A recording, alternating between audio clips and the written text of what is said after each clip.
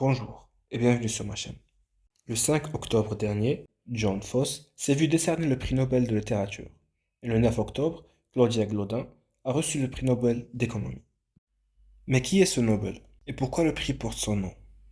Pour ceux d'entre vous qui ne le savent pas, le prix Nobel est une récompense internationale décernée chaque année à des personnes ou des organisations ayant porté le plus grand bénéfice à l'humanité, dans les domaines de la physique, la chimie, la médecine, la littérature, la paix et l'économie.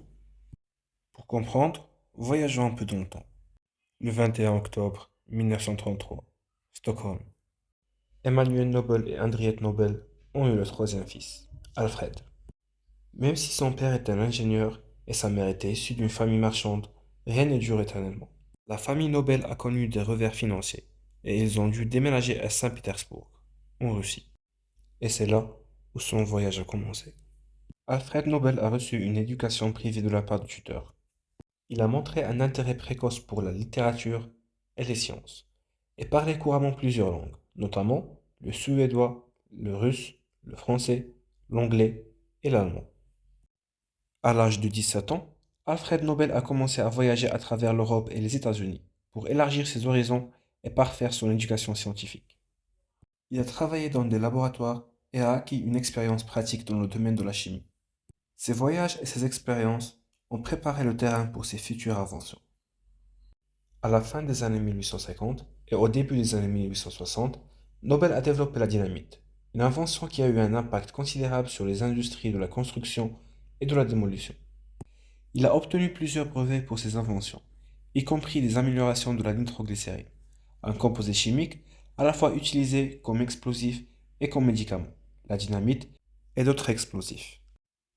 Ces inventions ont été largement utilisées dans des applications industrielles, notamment dans la construction de chemins de fer, de canons et de tunnels. Sa capacité à breveter ses inventions a contribué à l'accumulation de sa fortune. Nobel a continué à travailler sur de nouvelles inventions tout au long de sa vie, déposant des brevets pour des procédés de fabrication de poudre explosifs, des mélanges explosifs et des détonateurs.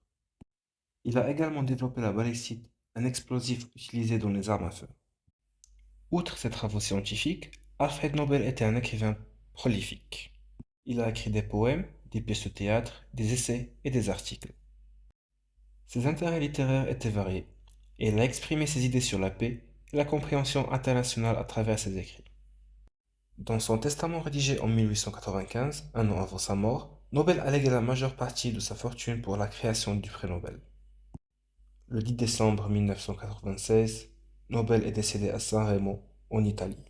Bien que son invention ait été largement utilisée dans des applications industrielles, Nobel a également exprimé sa préoccupation pour l'utilisation destructrice des explosifs dans la guerre, ce qui a probablement influencé sa décision de créer le prix Nobel pour promouvoir la paix et les réalisations positives dans d'autres domaines.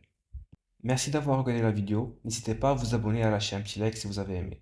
Et je vous dis à la prochaine.